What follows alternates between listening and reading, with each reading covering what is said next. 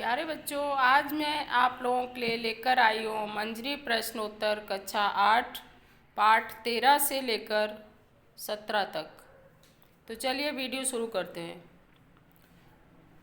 तबिशा घबराई हुई क्यों थी? वह मांडवी दीदी से क्या बात करना चाह रही थी? आंसर है, तबिशा घबराई हुई इसलिए थी क्योंकि सोनू जो कि पालतू खरगोश था वह मर गया था। यह बात वह मांडवी दीदी को बताना चाह रही थी। तबिशा एवं शैलेश ने क्यों कहा फ्लैट में पशु पक्षी पालना कठिन है? इसलिए कहा क्योंकि फ्लैट छोटे होते हैं एवं उसमें इंसानों के ही रहने की जगह होती है। दूसरी बात, फ्लैट का जो वातावरण होता है वो भी पशु पक्षियों के अनुकूल नहीं होता है। अगला क्वेश्चन, मोनू ने दूध के कटोरे को क्यों नहीं छुआ? उत्तर है, मोनू सोनू के मरने से दुखी था, इसीलिए उसने दूध नहीं पिया। पीयूष क्यों मोनू को जंगल में छोड़ने के लिए तैयार हो गया? उत्तर है, पीयूष की दादी ने उससे कहा था कि सोनू माँ बाप से बिछड़ने के दुख में मर गया, इसीलिए वह मोनू को भी अपने माँ बाप के पास जंगल में छोड़ना चाहता था। कर्मवीर नामक कविता के रचयिता कौन है? उत्तर है, कर्मवीर नामक कविता के रचयिता अयोध्या सिंह उपाध्याय हरिऔध है। कविता में कवि ने किसकी प्रशंसा की है? आंसर है, कविता में कवि ने कर्मवीर की प्रशंसा की है। कर्मवीर दुख मिलने पर भी क्यों नहीं पछताते? क्योंकि वे भाग्य के भरोसे नहीं रहते बल्कि कर्म में विश्वास रखते हैं।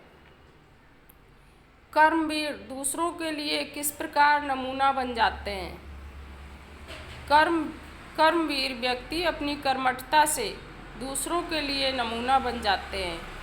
चाहे आकाश छूते हुए पहाड़ हों, चाहे घने जंगल हों जहाँ आठों पैर अंधेरा रहता हो, चाहे समुद्र में ऊंची उठती हुई लहरें हों, चाहे भयानक आग फैली हो चारों दिशाओं में, लेकिन जो कर्मवीर व्यक्ति होते हैं वह कभी भी घबराते नहीं हैं। इन कठिन परिस्थितियों में भी वह कभी नाकाम नहीं रहते। कवि की झरने के संबंध में क्या आकांक्षा है? उत्तर है, कवि की आकांक्षा है कि वह झरने के स्वर को अपने मन में भर ले। कवि शरद रात की चांदनी को कहाँ तैरते देखना चाहता है? उत्तर है, कवि शरद रात की चांदनी को झील की लहरों में तैरते देखना चाहता है। एक स्त्री का पत्र के लेखक कौन है? उत्तर है, एक स्त्री का पत्र के लेखक रविन्द्रनाथ ठाकुर हैं। बिंदु को लेकर मंझली बहू के घर वाले क्यों चिंतित हो उठे? उत्तर है, बिंदु एक अनाथ लड़की थी, उसके घर वाले उसके साथ रूखा व्यवहार करते थे और उसे अपने लिए बोझ समझते थे। बिंदु का विवाह कैसे लड़के से करा दिया गया?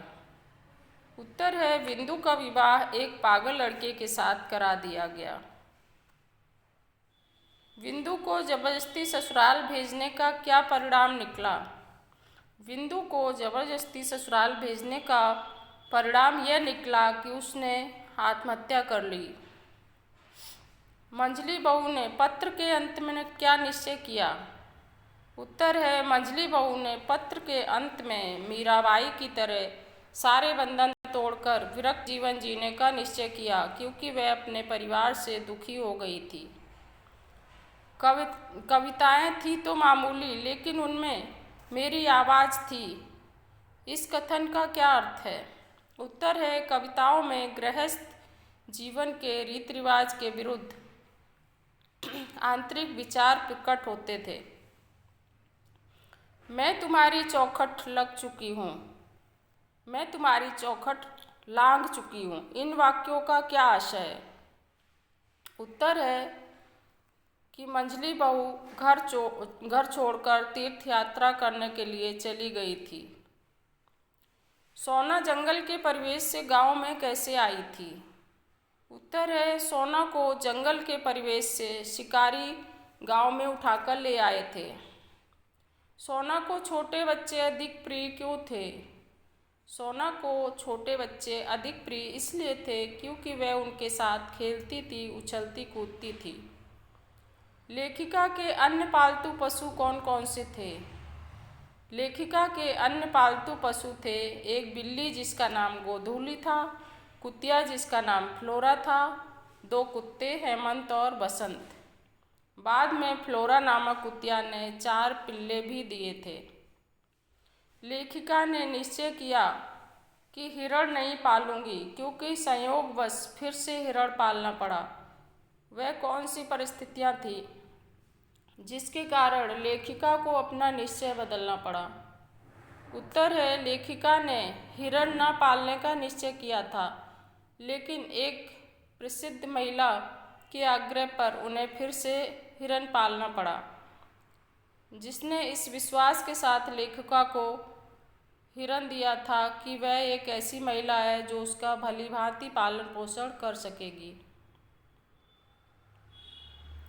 फ्लोरा सोना के संरक्षण में अपने बच्चों को अधिक सुरक्षित क्यों मानती थी?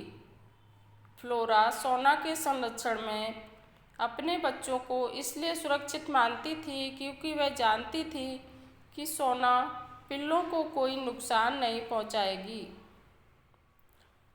नर्मदा कुंड से आगे की यात्रा को लेखक ने नया अध्याय क्यों कहा? नर्मदा कुंड से आगे की यात्रा संगम की ओर है, जो दक्षिण तट से होती है। नर्मदा को मेकल सुता क्यों कहा जाता है? उत्तर है, अमरकंटक को लेकर भी कहा जाता है। इस कारण नर्मदा को मेकल सुता कहते हैं। मेकल सुता अर्थात मेकल की बेटी। लेखक ने विवाह संबंधी किन किन घटनाओं का वर्णन किया है? उत्तर है, लेखक ने कहा कि दूल्हा दुल्हन के पैर पूजे जाते हैं, 4 भावरें लड़की के घर पड़ती हैं एवं 3 लड़के के घर। लिखनी गांव में पहुंचने पर लेखक न चाहते हुए भी रोटी क्यों खा लेता है? उत्तर है, लिखनी गांव में पहुंचने पर एक बुढ़िया के प्यार भरे आग्रह के कारण लेखक रोटी खा लेता है।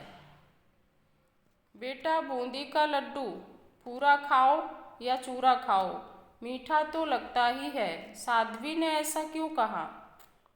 साध्वी ने ऐसा इसलिए कहा कि यदि परिक्रमा एक साथ पूरी की जाए या थोड़ी थोड़ी की जाए, सिद्धि तो मिलती ही है।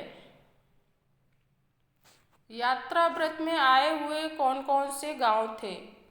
उत्तर है, यात्रा व्रत में आए हुए गांव थे अमरकंटक, बंजर टोला, लक्ष्मण मड़वा, किरगी गांव, पत्थरकुचा, ढिंडोरी, गारका मट्टा, लिखनी गांव, सिवनी संगम, कोठी, घुघरा, गोमती संगम इत्यादि।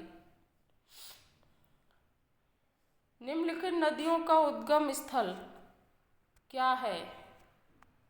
नर्मदा का उद्गम स्थल है अमरकंटक, गंगा का गंगोत्री है, यमुना का यमुनेत्री, सतलज का शेषनाग झील और झेलम का राकसताल। तो ये था हमारा आज का वीडियो। अगर पसंद आए तो प्लीज़ शेयर करिए, लाइक करिए और सब्सक्राइब करिए।